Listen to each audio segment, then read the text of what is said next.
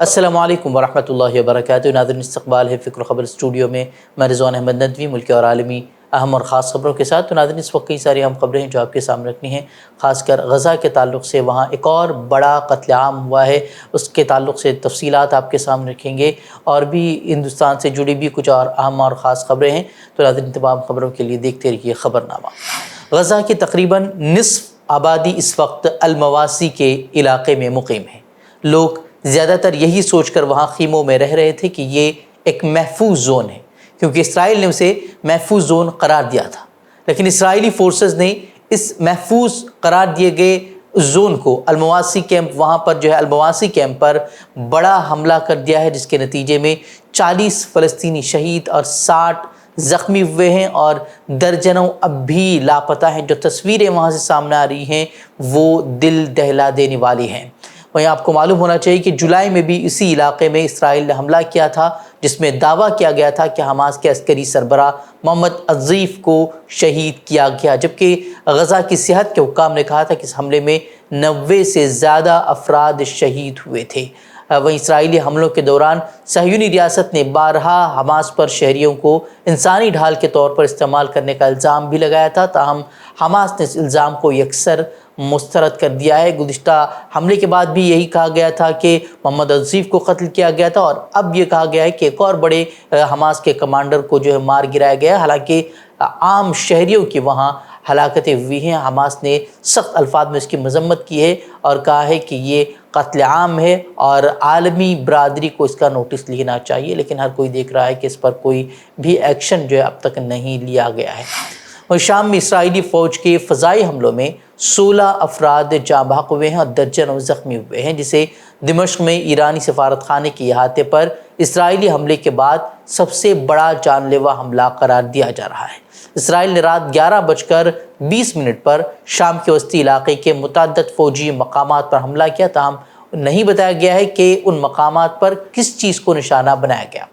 دعویٰ کیا جا رہا ہے کہ جس ٹھکانے پر حملہ کیا گیا ہے وہاں ایرانی فوجی ماہرین کی ایک ٹیم بھی موجود تھی جو کہ وہاں ہتھیار تیار کرتی تھی، تاہم دمشق اور تہران کے قریب ایک سینئر علاقائی فوجی ذرائع نے اس بات کی تردید کی ہے کہ یہ کوئی کیمیائی ہتھیاروں کا مرکز تھا، اور کہا کہ جس جگہ کو نشانہ بنایا گیا ہے وہ ایک معروف شامی تحقیقاتی ادارہ تھا۔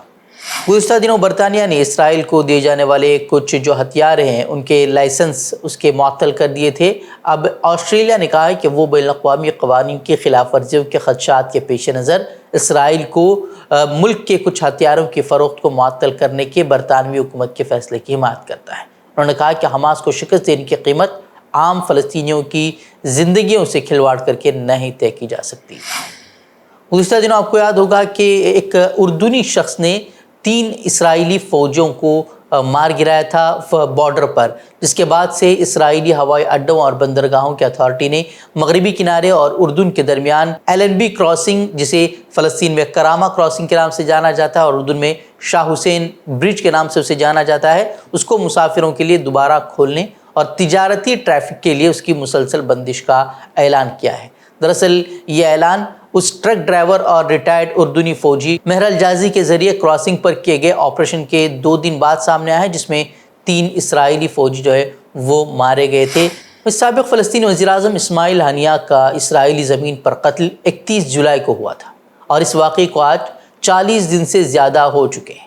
ایران نے حملے کے فوراً بعد اس کا انتقام لینے کا اعلان کیا تھا، اور آج تک بس وہی اعلانات وہ کیے جا رہے ہیں۔ ایرانی پاسداران انقلاب کے کمانڈر ان چیف حسین سلامی نے اب کہا ہے کہ اس بار اسرائیل سے بالکل مختلف اور غیر روایتی طریقے سے انتقام لیا جائے گا، اور وہ جان لے گا کہ شیر کی دم سے نہیں کھیلتے۔ انہوں نے دعویٰ کیا کہ ہمارے رد عمل کا بھیانک خواب اسرائیل کو دن رات دہلا رہا ہے، تاہم اب بھی انہوں نے یہ نہیں بتایا کہ ایران جوابی کارروائی کب اور کس طرح کرے گا۔ بتا دیں کہ ایک بڑے طبقے کا یہ ماننا ہے کہ اسماعیل ہنیہ کی شہادت اسرائیل، امریکہ اور ایران کی ملی بھگت کا ہی نتیجہ ہے، تاہم ایران نے اس قتل کی ذمہ داری اسرائیل پر عائد کی ہے اور اسرائیل سے بدلہ لینے کا اس نے اعلان کیا ہے۔ حالانکہ اسرائیل نے اس سلسلے میں کوئی واضح بیان کبھی جاری نہیں کیا ہے کہ انہوں نے اسماعیل ہنیہ کو قتل کیا تھا۔ भले ही सुप्रीम कोर्ट में बुलडोजर कार्रवाई को लेकर मामला चल रहा हो, सुप्रीम कोर्ट ने गुज़िश्ता दिनों हालांकि सख्त तबसरा भी किया था, लेकिन बीजेपी हुक्मरान रियासतों में उस पर रोक नहीं लग रही। गुजरात में सूरत के मुस्लिम अक्सरियती इलाके सैदपुरा में इतवार की रात गणपति के एक पिंडाल पर बच्चों के जरिए पथराव की एक वारदात पेश आई थी, जो कि देखते ही देखते फ़िरक़ावाराना रुख इख्तियार कर गया। इंतज़ामिया ने इंतहाई सख्त कार्रवाई करते हुए 6 बच्चों और 27 अफराद को गिरफ्तार किया है। पुलिस के मुताबिक पथराव बच्चों ने किया था। उनके साथ जिन 27 अफराद को गिरफ्तार किया गया है, उन पर बच्चों को पथराव के लिए उकसाने का इल्ज़ाम है। इस बीच पीर को अलसुबह बुलडोज़र सैदपुरा पहुंचे और वहां इंतज़ामी कार्रवाई भी शुरू कर दी गई। बच्चों को हिरासत में ले जाने पर अक़लियती फ़िरक़े के सैकड़ों अफराद ने पुलिस स्टेशन का घेराव भी किया, जिन्हें मुंतशिर करने के लिए पुलिस ने लाठीचार्ज और आंसू गैस का सहारा भी लिया। वहीं इस मामले में गिरफ्तार किए गए अफराद के साथ पुलिस के मुबैना तशद्दुद से मुताल्लिक़ वीडियोज़ भी जो है वो वायरल हो रहे हैं, जिस पर समाजी कारकुनान की जानिब से सवाल खड़े किए जा रहे हैं। दूसरी तरफ हिंदुत्व तंजीमों के कारकुनान और उनके हामी इस वीडियो को पोस्ट करते हुए पुलिस की सताइश करते हुए भी नज़र आ रहे हैं। असम में गुज़िश्ता दिनों 28 मुसलमानों को डिटेंशन सेंटर भेजने की खबर ने दिल दहला कर रख दिया था। उसके ज़रिए कौमी सतह पर यह तासुर दिया गया कि वो वाकई गैर मुल्की हैं और बांग्लादेशी शहरी हैं। ताहम जमीयत उलमा की मकामी अकाई ने मुतासिर अफराद के अहल खाना से मुलाकात करके जो रिपोर्ट पेश की है, उसमें कई इंकिशाफात हुए और अब जमीयत ने मुतासिरीन को कानूनी इमदाद फराहम करने का ऐलान किया है और कहा है कि वो आसाम हाई कोर्ट से इस मामले में रुजू करेगी। बता दें कि जमीयत की टीम ने जो रिपोर्ट तैयार की है, उसमें कई ऐसे इंकिशाफात हुए हैं जो गैर मुल्की करार दिए जाने के पूरे तरीक़ेकार पर ही जो है वो सवाल खड़े करते हैं। रिपोर्ट के मुताबिक अव्वल तो 28 ख़ानदान के 28 अफराद, यानी कि हर ख़ानदान के एक एक फ़र्द को गैर मुल्की करार देकर उन्हें डिटेंशन सेंटर भेजा गया। दिलचस्प बात यह है कि ख़ानदान के दीगर अफराद के हिंदुस्तानी होने को तस्लीम किया गया है, अलबत्ता एक एक घर के एक एक फ़र्द को गैर मुल्की करार दिया गया है। ये कौन सा तरीक़ा है, ये समझ में नहीं आ रहा। वहीं जिन्हें डिटेंशन सेंटर भेजा गया है, उनमें से अक्सर के ख़िलाफ़ ट्रिब्यूनल ने उनकी गैर मौजूदगी में समाअत की। उन्हें नोटिस जारी किया गया और न ही सफाई पेश करने का कोई उन्हें मौका दिया गया, बस खुद ही जो है फैसला सुना दिया गया और फिर उन्हें डिटेंशन सेंटर भेज दिया गया। 4 सितंबर को जिन 28 अफराद को डिटेंशन सेंटर भेजा गया, उनमें 19 मर्द हैं और 9 ख़वातीन शामिल हैं। जमीयत उलमा की रिपोर्ट की माने तो जिन मुसलमानों को गैर मुल्की करार दिया गया है, उनके नाम और इमला में गलतियाँ थी और चंद के एक अलकाब भी नाम के साथ गलत तौर पर लिखे गए थे, जबकि उन्हीं अफराद के अहल खाना हिंदुस्तानी हैं। ये अपने आप में सवाल खड़े करता है। उनमें से 12 अफराद के बारे में बताया जा रहा है कि उन्हें अपनी सफाई का मौका भी नहीं दिया गया। दीगर 18 अफराद वो हैं जो कि तालीम याफ्ता नहीं हैं और गरीब ख़ानदान से ताल्लुक़ रखते हैं, उन्हें कानूनी मामलात का कोई भी इल्म नहीं है।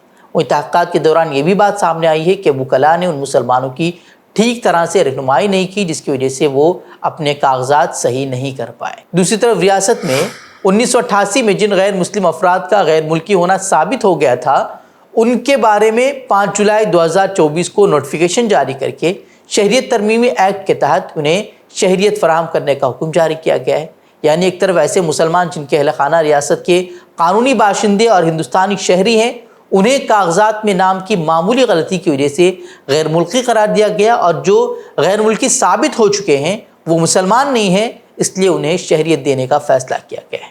जमीयत उलमा के सदर मौलाना अरशद मदनी ने उसे कानून का दोहरा पैमाना करार दिया। उन्होंने कहा कि मुतासिरीन के लिए हर मुमकिन कानूनी मदद की जाएगी। लोकसभा में अपोजिशन लीडर और कांग्रेस के senior leader Rahul Gandhi America के 3 रोज़ा दौरे पर हैं। राहुल गांधी ने अमेरिका की जॉर्ज टाउन यूनिवर्सिटी में तलबा से गुफ्तगू करते हुए कहा कि हिंदुस्तान में मसावात न होने तक रिजर्वेशन को ख़त्म करने पर गौर नहीं किया जा सकता। उन्होंने कहा कि जब हिंदुस्तान एक मुनसिफाना जगह बन जाएगा, तभी रिजर्वेशन को ख़त्म करने पर बातचीत की जाएगी। यूनिफॉर्म सिविल कोड पर भी उन्होंने कहा कि जब तक बीजेपी का मुसव्वदा सामने नहीं आता, वो उस पर तबसरा नहीं करें। राहुल गांधी ने बीजेपी और आरएसएस को भी तनकीद का निशाना बनाया। बीजेपी ने कितना, मोदी जी ने कितना डर फैलाया, एजेंसीज का दबाव, मीडिया का दबाव, इनकम टैक्स डिपार्टमेंट, छोटे बिजनेसेस पे, मीडियम साइज बिजनेसेस पे, और 1 सेकंड में सब गायब हो गया। अजीब सी बात है, मतलब सालों लगे उस डर को पैदा करने में, सालों लगे, प्लानिंग चली, पैसा लगा और 1 सेकंड में खत्म। और वो दिखता है अब the idea of mister Modi 56-inch chest, direct connection with God. That's all gone. It's history now. مغربی بنگال میں احتجاجی جونیئر ڈاکٹروں نے کہا ہے کہ وہ منگل کی شام 5 بجے تک ڈیوٹی دوبارہ شروع کرنے کی سپریم کورٹ کی ہدایت کے باوجود احتجاج جاری رکھیں گے اور آرجیکر اسپتال کے ڈاکٹر کے لیے انصاف کا مطالبہ کرتے ہوئے کی جا رہی ان کی ہڑتال کو ختم نہیں کریں گے۔ ریاست کے ہیلتھ سیکریٹری اور ڈائریکٹر آف ہیلتھ ایجوکیشن کے استعفے کا مطالبہ کرتے ہوئے ہڑتالی ڈاکٹروں نے کہا ہے کہ وہ منگل کی دوپہر محکمہ صحت کے ہیڈ کوارٹر تک ایک ریلی بھی نکالیں گے۔ انہوں نے کہا کہ ہمارے مطالبات کو قبول نہیں کیا گیا ہے اور متاثرہ کو انصاف نہیں ملا ہے، اس لیے ہم اپنا احتجاج جاری رکھیں گے۔ اتر پردیش کے ضلع پیلی بھیت میں گزشتہ 5 ستمبر کو چنگیز خان نامی ایک مسلم نوجوان پر درجن بھر ہندوتوا گنڈوں نے حملہ کر دیا تھا اور بری طرح اس کی پٹائی کی تھی، جس سے نوجوان زخمی ہوا تھا۔ بعد میں پولیس کی مداخلت کے بعد اسے بچایا گیا اور اسے اسپتال میں داخل کیا گیا تھا۔ مقامی پولیس نے اس سلسلے میں بجرنگ دل کے رہنما سمیت 15 لوگوں کے خلاف اب مقدمہ درج کیا ہے۔ ہندوتو گروپ نے خان کو قتل کرنے کے ارادے سے قریبی جنگل میں اسے وہ لے کر گئے تھے۔ جو ویڈیو سامنے آئی تھی اس میں دیکھا گیا تھا کہ خان کو مختلف چیزوں سے مارا پیٹا جا رہا ہے اور اس کی قمیص تک چھین لی جاتی ہے۔ اس کے سر سمیت جسم کے مختلف حصوں سے خون بہہ رہا ہوتا ہے اور گنڈے زخمی حالت میں اسے گھسیٹتے ہوئے نظر آتے ہیں۔ حالانکہ بجرنگ دل نے دعویٰ کیا تھا کہ یہ واقعہ موٹر سائیکل سواروں کے تصادم کے بعد پیش آیا، جو کہ مبینہ طور پر ایک لڑکی کو زبردستی لے جانے کی کوشش کر رہے تھے۔ منی پور میں تشدد میں اضافے کے درمیان کانگریس نے پیر کو مطالبہ کیا ہے کہ وزیر اعلیٰ این بیرین سنگھ کو فوری طور پر برطرف کیا جائے اور مرکزی حکومت حساس سیکیورٹی صورتحال کی پوری ذمہ داری قبول کرے۔ اس نے یہ بھی کہا کہ سپریم کورٹ کے حکم پر منی پور کمیشن آف انکوائری کو اپنی تحقیقات میں تیزی لانی چاہیے۔ کانگریس صدر ملکاجن کھڑگے نے الزام عائد کیا کہ منی پور میں وزیر اعظم نریندر مودی کی ناکامی ناقابل معافی ہے۔ دراصل اسی ہفتے منی پور میں 5 افراد کے مارے جانے کی خبریں سامنے آئی ہیں، جس کے بعد اپوزیشن نے ایک بار پھر وزیر اعظم مودی کو نشانہ بنایا ہے اور ان کی خاموشی پر سوال کھڑے کیے ہیں۔ آج عام آدمی پارٹی کے لیڈروں اور کارکنان کی نظریں سپریم کورٹ پر لگی ہوئی ہیں۔ دہلی کے وزیر اعلیٰ اروند کیجریوال کی ضمانت پر سپریم کورٹ آج فیصلہ دے سکتی ہے۔ رپورٹ کے مطابق اگر کیجریوال کو ضمانت مل جاتی ہے تو دہلی میں تعطل کا شکار کام میں تیزی آ سکتی ہے۔ اس معاملے کی آخری سماعت جمعرات کو جسٹس سوریہ کانت اور جسٹس اجل بھویا کی بینچ نے کی تھی۔ فریقین کے وکلاء کے دلائل پیش کرنے کے بعد سپریم کورٹ نے درخواست پر فیصلہ محفوظ کر لیا تھا۔ تو ناظرین، تھی خبریں۔ مزید خبروں کے لیے آپ ہمارے ویب سائٹ www.fikrkhabar.com پر رخ کر سکتے ہیں۔ ویڈیوز کے لیے ہمارے یوٹیوب چینل کو سبسکرائب کریں۔ تو ناظرین، اجازت دیں۔ السلام علیکم ورحمۃ اللہ وبرکاتہ۔